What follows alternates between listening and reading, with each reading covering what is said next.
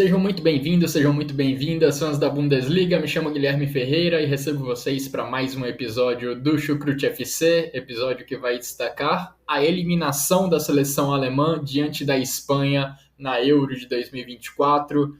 Jogo disputado nessa sexta-feira, dia em que estamos gravando esse episódio do Chucrute.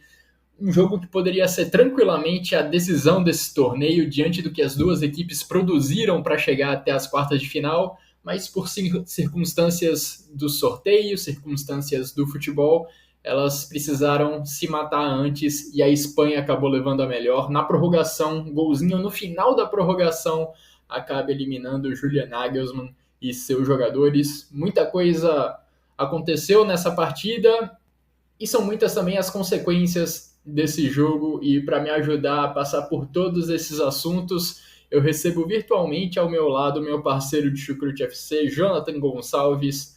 Tudo tranquilo por aí, Jonathan? Seja muito bem-vindo. Olá, Guilherme. Olá, ouvintes do Chucrute FC. Tudo tranquilo por aqui, mas infelizmente a gente não está num episódio para comemorar a classificação da Alemanha. Uma derrota dura em Stuttgart, uma derrota sofrida na prorrogação, um jogo muito brigado, um jogo de muitos cartões, né, Guilherme? Um jogo muito faltoso e de muitas nuances, de muitas pontas ali, de muitas coisas que aconteceram. Eu fiquei assim em êxtase com o jogo, né? A Alemanha consegue um gol ali no fim da partida e tudo se transforma na prorrogação. Eu acho que o grande fã do futebol que assistiu essa partida ficou satisfeito com o que viu. Não foi uma partida entediante, não foi uma partida chata, muito pelo contrário, foi uma partida de muita adrenalina e uma pena que a Alemanha agora está eliminada da Euro 2024, jogando em casa, mas eu acho que temos uma coisinha para falar nesse cast aqui, né, Guilherme, que é também sobre o futuro, né? Porque essa seleção passou uma clara mensagem de que não é a Alemanha que sofreu derrocadas aí nas grandes competições nos últimos anos. Passou uma impressão diferente.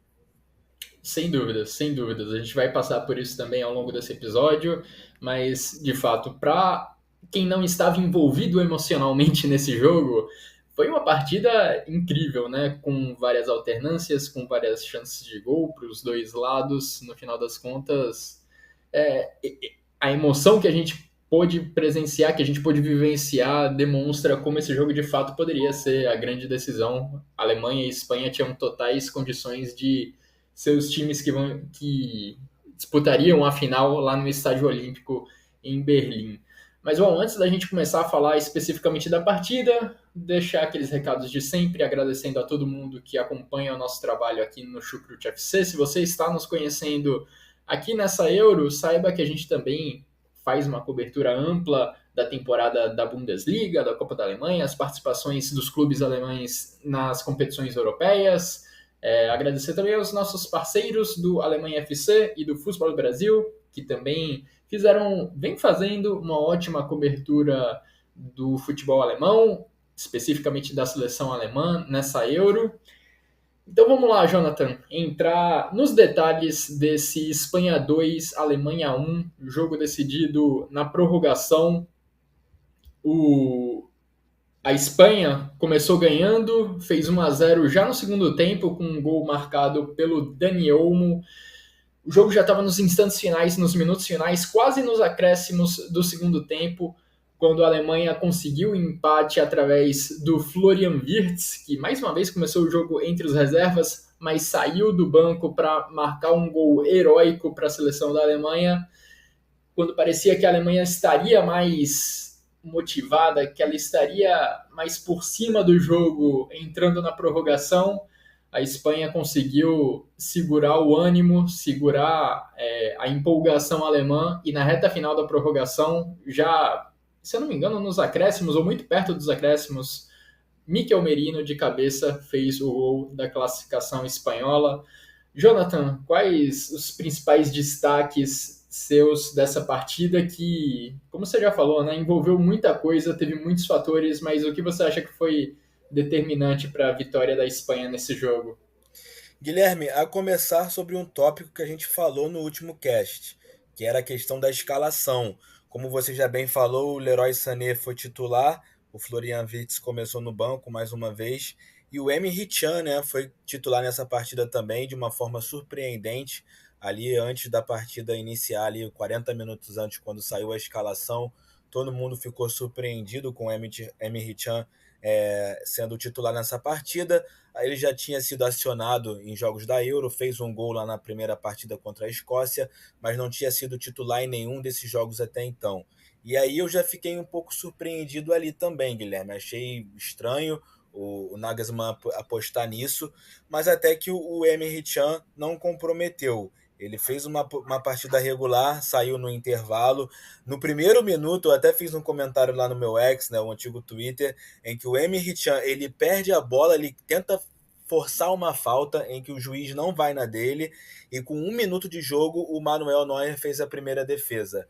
E ali eu até falei que era um presságio, né? Porque, sinceramente, não esperava o Emre Can como titular.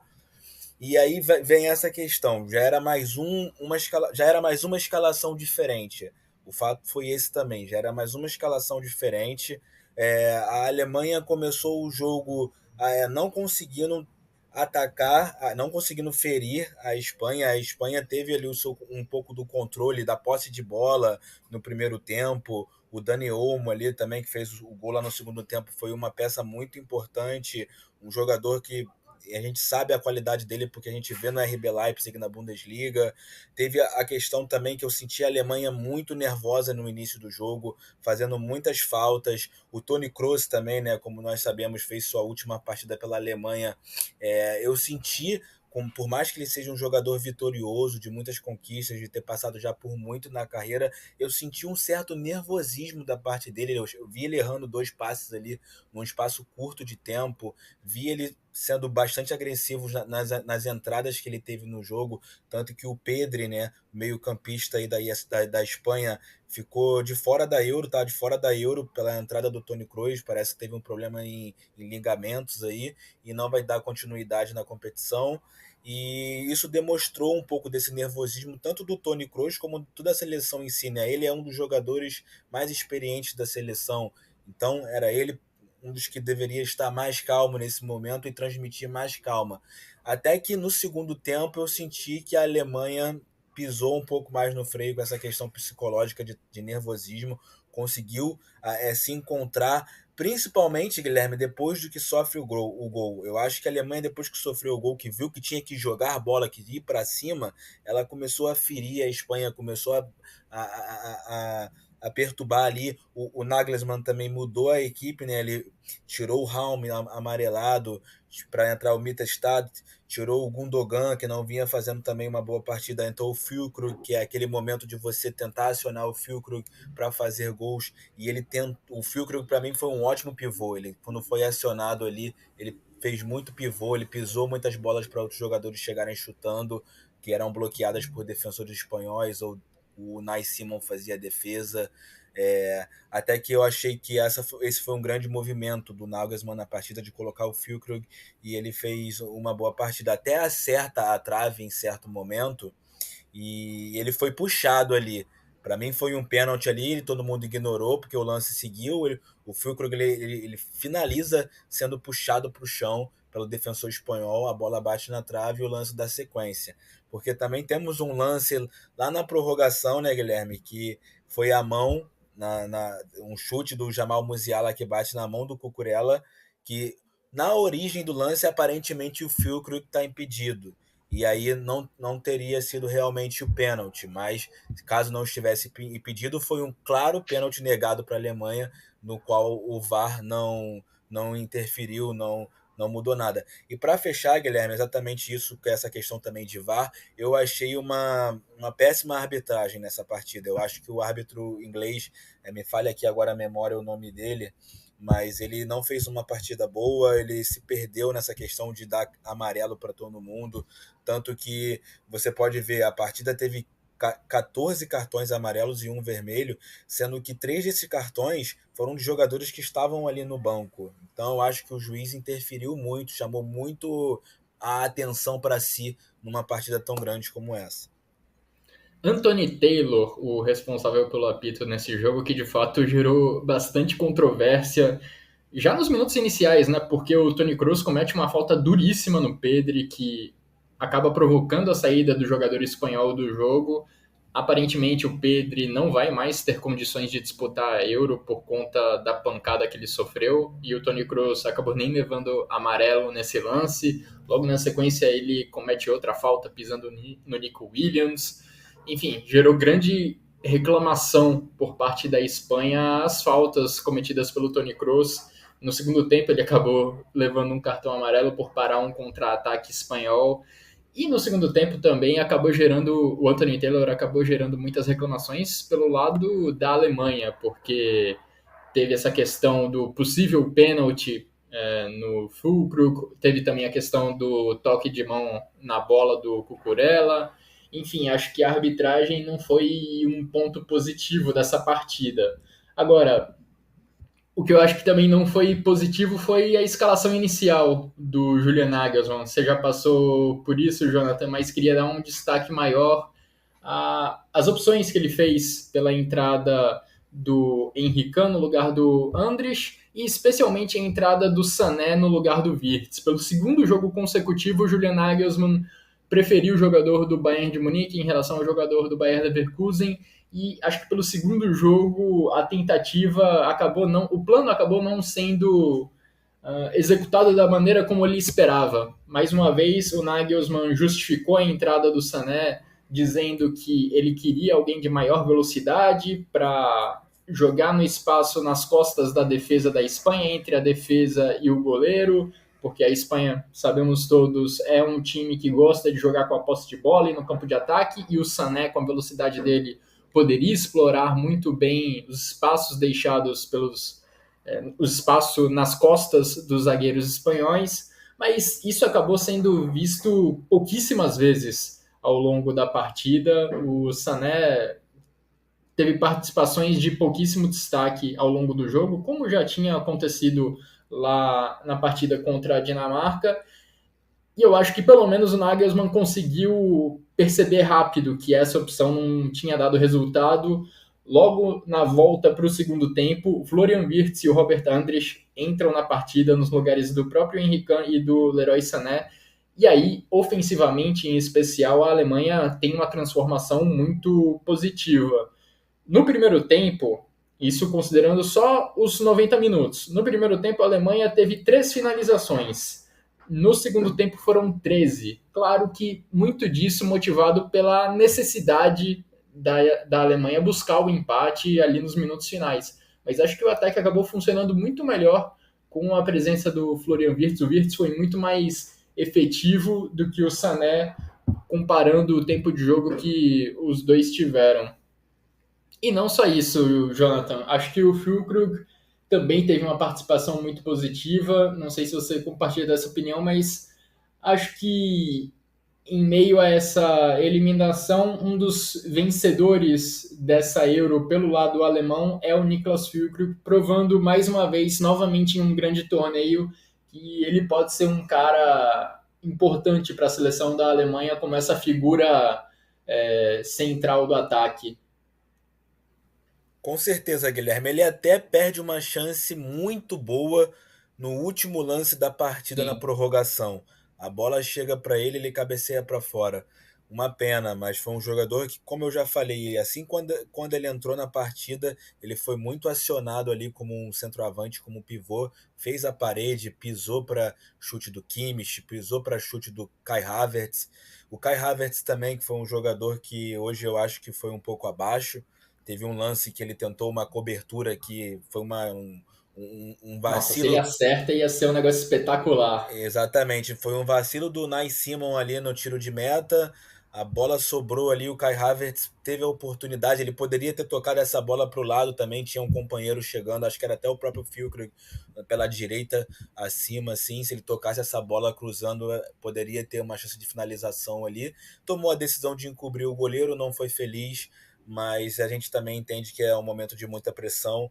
O fato foi esse, como você falou, Guilherme, quando entrou o Wirtz na partida, entrou o Füllkrug, a Alemanha mudou, a Alemanha, o próprio Robert Andrich, a Alemanha começou a ir para cima, pressionar, pressionar e fez um gol merecido, o gol do Florian Wirtz, que para mim, junto com o Jamal Musiala, assim como eu falei no último cast, são os grandes nomes do presente e para o futuro da Alemanha, da seleção alemã. São os dois jogadores com qualidade técnica assim diferenciada.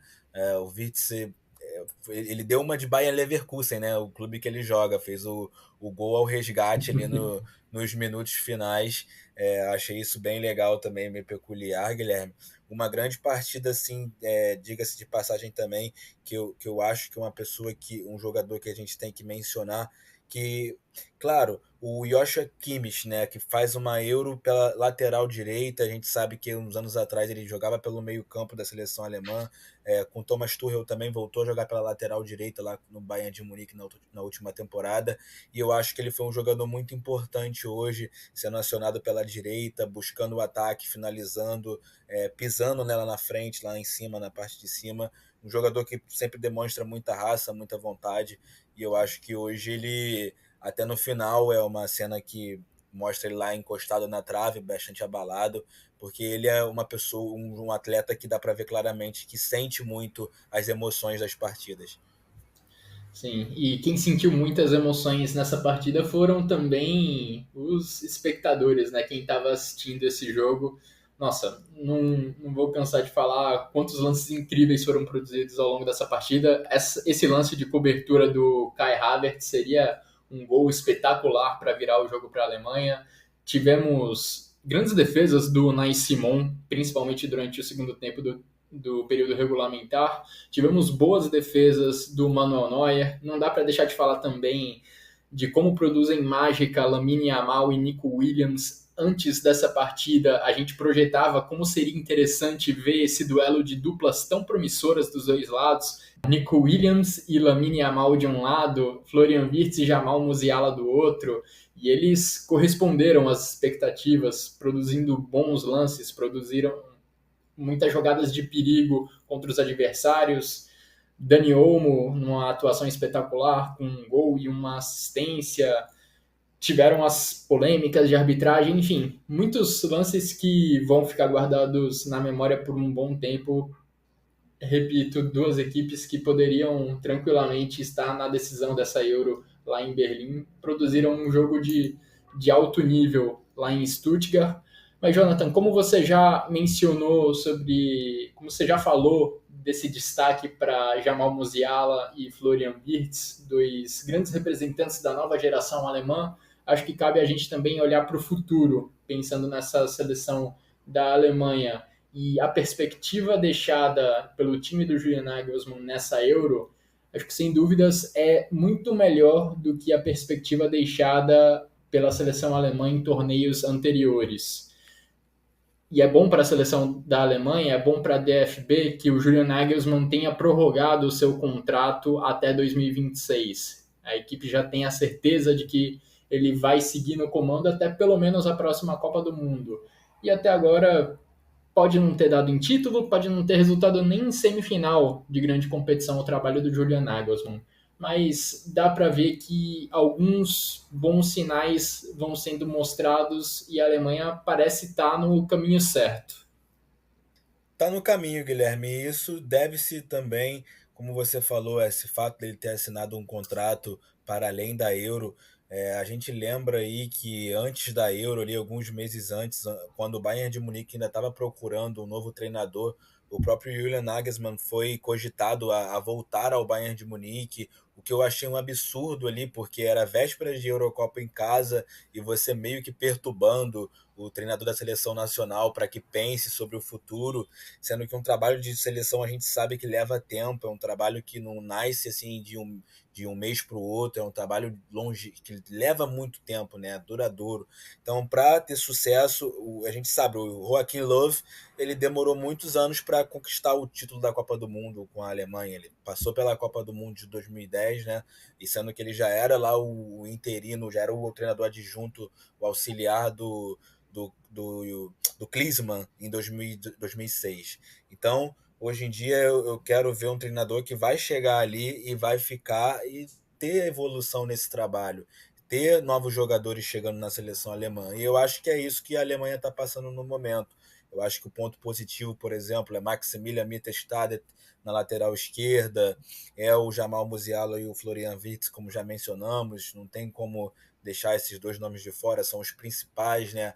É você ver o Jonathan Tah vivendo uma nova fase em sua carreira, campeão com o Bayern Leverkusen, cogitado agora a se transferir para o Bayern de Munique, pode fazer esse movimento aí interno, está sendo ventilado isso na Alemanha também, um zagueiro que foi importante para a Alemanha nessa Euro. É você ver o Nico Schlotterbeck também evoluindo cada vez mais lá no Borussia Dortmund, como eu falei no último cast, para mim um zagueiro muito importante, porque tem essa qualidade, essa valência de lançar, de sair ali com um bom passe, com canhoto, de muita qualidade, de quebrar linhas. Então é um jogador para o presente e futuro da Alemanha.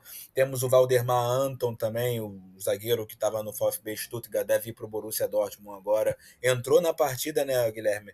Lá no finalzinho ali, quando entrou na prorrogação já no lugar do Kai Havertz, Sim. entrou na prorrogação, ele jogou a prorrogação, é um zagueiro de muita qualidade também, então é bom a Alemanha ter esses novos nomes, tem jogadores que, o Maximilian Bayer, que ficou na reserva também hoje, são jogadores jovens, jogadores que estão em formação ou já estão formados, mas ainda no início de suas carreiras, e que eu acho que daqui a alguns anos vão estar prontos, lá na Copa do Mundo de 2026, por exemplo, vão estar prontos, vão passar agora pelo período da UEFA Nations League, né, a Liga das Nações, então vão se desenvolver muito mais ainda junto com o Julian Nagelsmann, que vai permanecer, isso que é importante, ele ficar, dar sequência no trabalho, porque a Alemanha demonstrou melhora. Eu acho que não foi um torneio 100%, mas a Alemanha chegou nas quartas sendo a seleção que mais marcou, que tinha melhores números em vários quesitos, em várias estatísticas, e eu acho que fez uma Eurocopa decente. Não se entregou, fez uma partida de honra contra a Espanha, mas perdeu. Eu acho que tem muita coisa para ser aproveitada desses jogadores que vão ser remanescentes para o futuro, até mesmo que já tem alguma certa idade, o Robert Andres, que é um jogador que começou a ter suas chances na Alemanha não faz tanto tempo, mas já tem uma idade um pouco mais elevada, acho que beirando aos 30. Você tem ali também o Pascal Gross, que é um meio-campista que hoje não jogou também, mas do Brighton, que também é muito bom jogador, que tem qualidade para jogar na seleção. Então, Guilherme, eu acho que fica uma mensagem boa para o futuro, uma mensagem de reformulação de jogadores que vão chegar mais prontos ainda para a Copa do Mundo após jogarem essa próxima Liga das Nações, essas próximas eliminatórias, né, para a Copa do Mundo. Hoje em dia é muita vaga para a Copa do Mundo, como a gente sabe, vai aumentar o número de participantes. Então acho que a Alemanha não fica de fora de jeito nenhum. Muito difícil a Alemanha ficar de fora e muito difícil a Alemanha na Copa do Mundo também repetir o papel ruim das duas últimas edições, né, quando ela caiu na fase de grupos. Você fala aí de nomes da nova geração que podem surgir, lembrei também do Alexander Pavlovich, que acabou sendo cortado às vésperas da Euro, e o que me remeteu também à participação do Henry Kahn nesse jogo, porque o Henry Kahn foi convocado para substituir o Pavlovich, e o anúncio da convocação do Henry Kahn veio só 2 dias antes do jogo de abertura da Euro, quando a Alemanha venceu a Escócia. Ou seja, o Henry Kahn foi ali um dos últimos a chegar na preparação e conseguir uma vaga no time titular da Alemanha nesse jogo de quartas de final. Mais um motivo para causar estranheza, né, nessa decisão do Julian Nagelsmann. O Henry Kahn acabou furando a fila dentro desse elenco.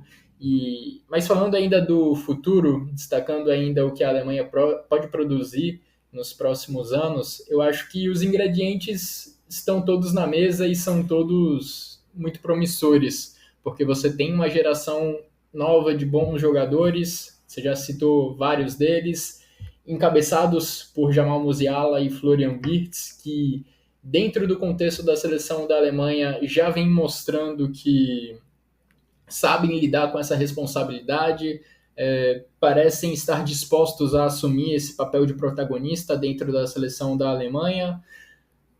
E a Alemanha também tem à disposição um bom treinador para conseguir lidar com esses talentos, para saber encaixar esses talentos no Julian Nagelsmann. O Nagelsmann, apesar de alguns pontos baixos ao longo da carreira, especialmente ali no Bayern de Munique, ele normalmente consegue elevar o nível das suas equipes, ele consegue elevar o nível dos seus jogadores para que o coletivo produza mais do que a soma da qualidade individual dos jogadores. Acho que a única questão aí é tentar investir mais na dupla Wirtz e Musiala, porque acho que eles são os caras mais talentosos dessa geração. Já mostraram que se entendem muito bem dentro de campo quando estão juntos, mas fica esse quê de lamentação pelo fato dos dois não terem sido titulares nesse jogo contra a Espanha, porque aparentemente, pelo que a Alemanha demonstrou no segundo tempo, talvez a história do jogo fosse diferente se o Florian Wirtz tivesse sido titular. Então, imagino que o Nagelsmann, daqui até a Copa do Mundo de 2026, entenda que o caminho passa muito por esses dois caras, por esses dois jovens jogadores, e que a equipe seja montada para explorar o que de melhor eles têm a oferecer, porque enquanto a gente tem bons nomes em outros setores do campo, acho que no setor ofensivo é difícil apontar nesse momento caras que se destacam mais do que esses meninos do Bayern de Munique e também do Bayer Leverkusen. E Jonathan, já para a gente ir para o último bloco, digamos assim, desse episódio do Chucrute FC, falamos muito do futuro da seleção da Alemanha, mas temos também que falar do passado, dos jogadores que estão entrando para o passado da seleção da Alemanha. Hoje foi o último jogo da carreira do Toni Kroos. Ele já tinha anunciado há algum tempo que encerraria a carreira nessa Euro de 2024, jogando em casa diante da torcida alemã. E a eliminação, então, diante da Espanha acaba marcando o encerramento dessa grande carreira, jogador com passagem por Bayern de Munique, Real Madrid, claro, pela seleção da Alemanha. E de certa forma foi até poético, né, Jonathan? Que a última bola do jogo ficou nos pés dele. A Alemanha teve uma cobrança de falta na intermediária, pouco lateral, perto da linha lateral. Toni Kroos jogou a bola na área, talvez não, no último ataque da Alemanha no jogo, mas a bola acabou parando nos braços do Nai Simon. Não aconteceu como em 2018, quando uma cobrança de falta do Toni Kroos acabou indo direto para o gol e representou ali um gol da virada para a Alemanha contra a Suécia. De qualquer forma, foi bonito ver como o Toni Kroos se despediu diante de aplausos de torcedores da Alemanha e também da Espanha que estavam lá no estádio em Stuttgart. Ah, muitos eram fãs do Real Madrid, com certeza, né? O Toni Kroos fez uma linda carreira, um É. jogador fantástico, e então marcou gerações, marcou pessoas por onde passou. E ele também foi formado no Hansa Rostock.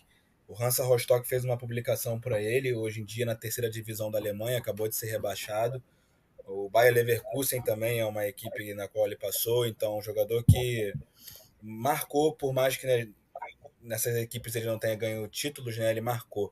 E pela seleção alemã a gente sabe toda a história dele, um jogador que surge ali, se eu não me engano, logo após a Copa do Mundo da África, ali em 2010, eu acho que ele já joga logo o primeiro amistoso da Alemanha após a Copa do Mundo da África ali, e fica na Alemanha para sempre. Aí teve aquela questão de, não, a gente pode fazer até uma cronologia, vem Euro 2012, a Alemanha cai diante da Itália, e depois vem a Copa do Mundo de 2014 aqui no Brasil, ele é campeão também fazendo uma grande Copa do Mundo. Aí veio a Euro 2016, cai diante da França, né? Na semifinal também, a França também sendo sempre uma pedra no sapato da Alemanha em alguns momentos.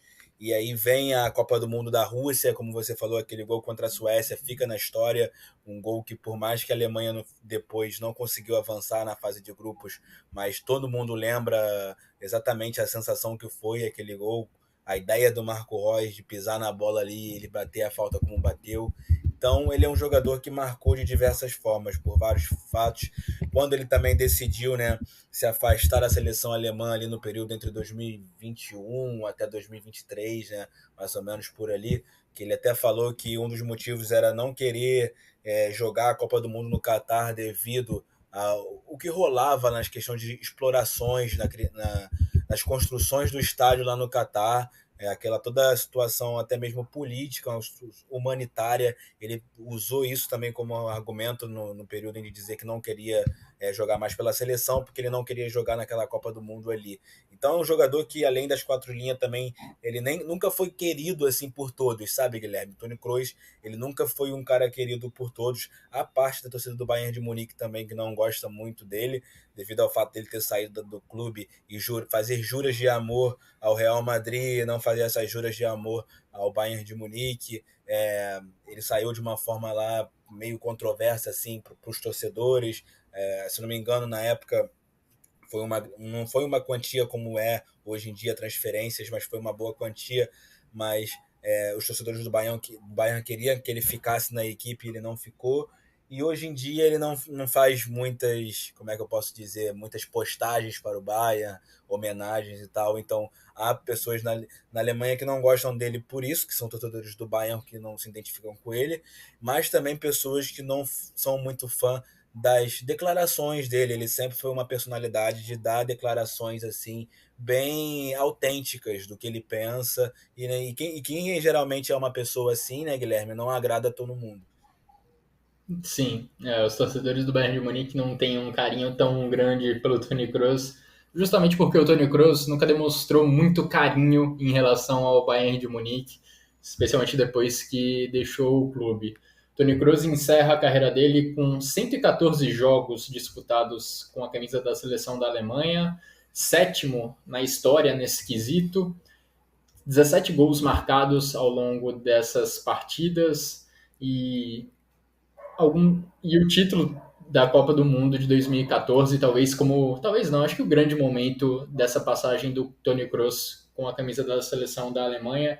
Depois do título lá em 2014, ele passou a ser uma figura muito mais central, acabou precisando ganhar muito protagonismo dentro do time, mas aí veio um período também que o contexto não ajudou muito a Alemanha e o próprio Toni Kroos a brilhar em grandes competições como a Euro e a Copa do Mundo, e o Toni Kroos sendo um dos destaques da Alemanha nesses últimos anos, acabou também vivendo frustrações bem grandes nesses torneios importantes.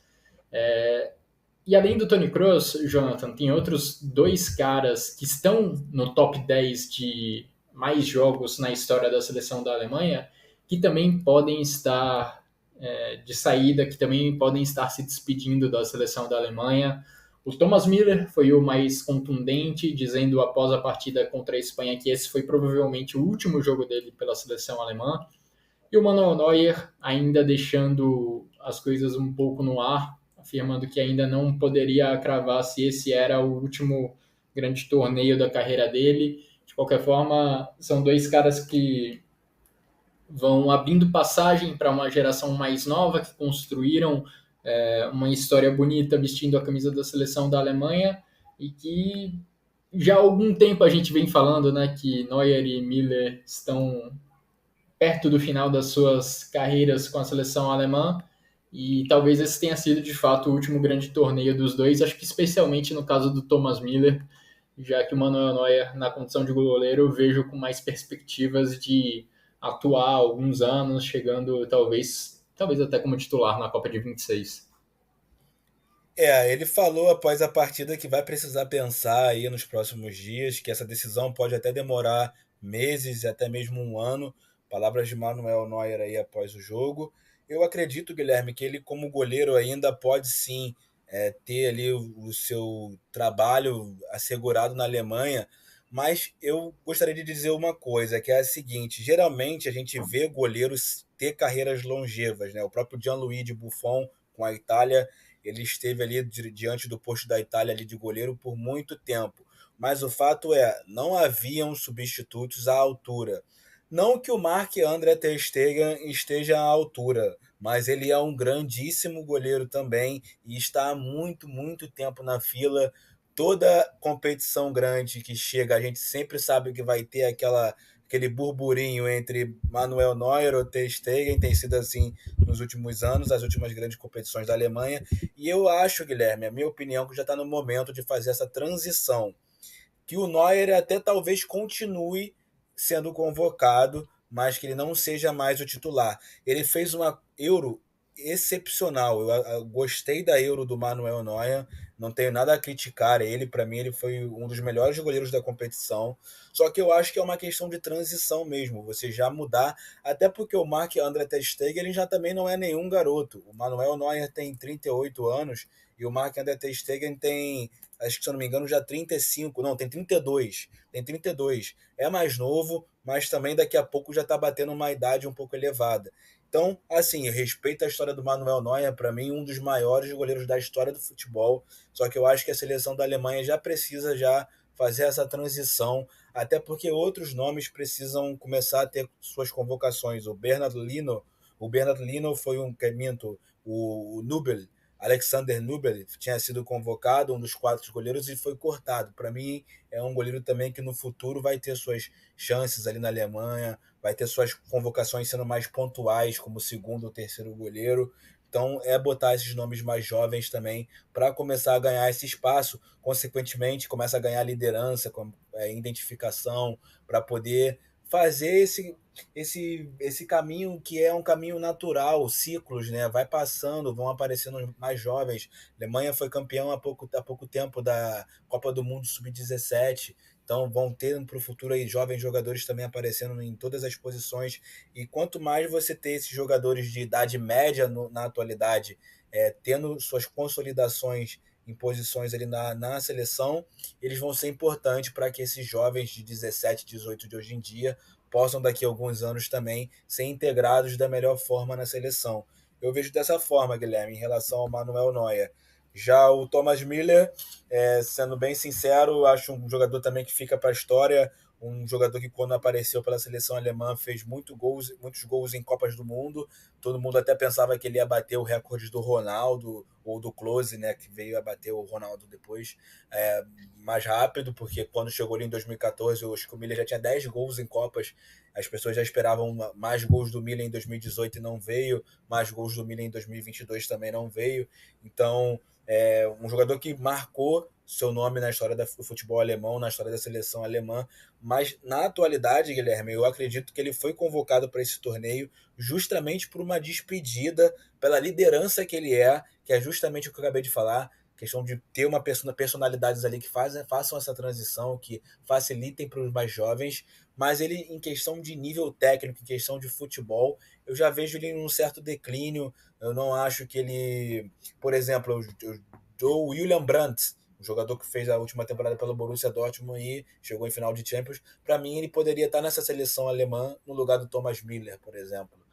Alguns nomes que ficaram de fora também, aí a gente pode talvez lembrar. E eu acho que o Müller foi para a seleção por essa questão da liderança, essa personalidade, e terminou dessa forma. Ele, eu acredito que realmente nem em partidas de Nations Leagues a gente vai ver, nem amistosos. Talvez possam fazer um amistoso de despedida para esses jogadores. A gente entende que no futebol alemão, seleção alemã e clubes também, sempre rola muito isso.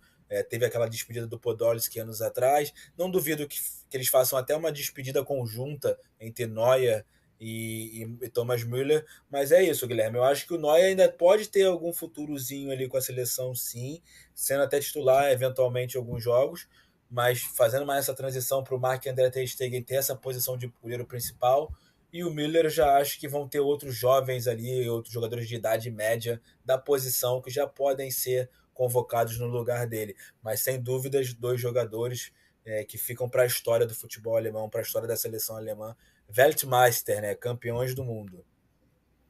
Sem dúvidas. Miller, Neuer, também o Toni Kroos, todos com o seu devido lugar na história da seleção da Alemanha. Não à toa, eles chegaram ao top 10 de jogadores com mais jogos na história da seleção alemã.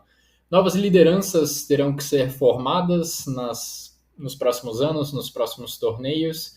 E como a gente já falou, as perspectivas são positivas. Vamos ver como Julian Nagelsmann vai trabalhar esse grupo pensando em 2026, na Copa do Mundo que será disputada na América do Norte e também para as próximas competições. Jonathan, chegando ao final dessa edição do Chucrute FC, quero te agradecer mais uma vez por participar dessa edição do podcast e já deixar espaço aberto para para você dar suas palavras finais, seu comentário final. Muito obrigado, Guilherme. É sempre um prazer estar aqui no Chucrute. A gente já está nessa há muito tempo, né? E peço que o pessoal aí que esteja acompanhando a gente continue sempre junto, sempre apoiando. A gente vai estar sempre aí pelo futebol alemão, sempre promovendo ele aqui em língua portuguesa aqui no Brasil. Sei que também temos aí, talvez, acredito que sim, ouvinte de Portugal, de outras partes aí do mundo. E a gente conta com vocês. E minha última questão sobre Euro, Guilherme, é Hope Suisse. Agora eu estou na torcida pela Suíça, porque a Suíça possui identificação ali com a Bundesliga alemã, né? Tem muitos jogadores da Bundesliga ali, do futebol alemão, que jogam na seleção suíça, e a seleção que restou, Portugal, também acabou por ser eliminada hoje, no mesmo dia que a Alemanha, perdendo para a França nos pênaltis, seria a segunda seleção que eu torceria, mas agora eu fico com a Suíça aí entre as seleções que estão vivas, tá? Esse é meu último pitaco aí sobre a Euro. Valeu, Jonathan. Obrigadão mais uma vez pela sua participação. Agradeço a você e também a todo mundo que nos acompanhou até aqui nessa nossa viagem pela Euro, viagem que termina nesse jogo das quartas de final da Alemanha, mas nós seguimos cobrindo Bundesliga, cobrindo Copa da Alemanha, cobrindo também as competições internacionais onde há participação de clubes alemães. Então siga conosco, o trabalho do Chucrute FC continua para essa próxima temporada. Um grande abraço a todos e até a próxima.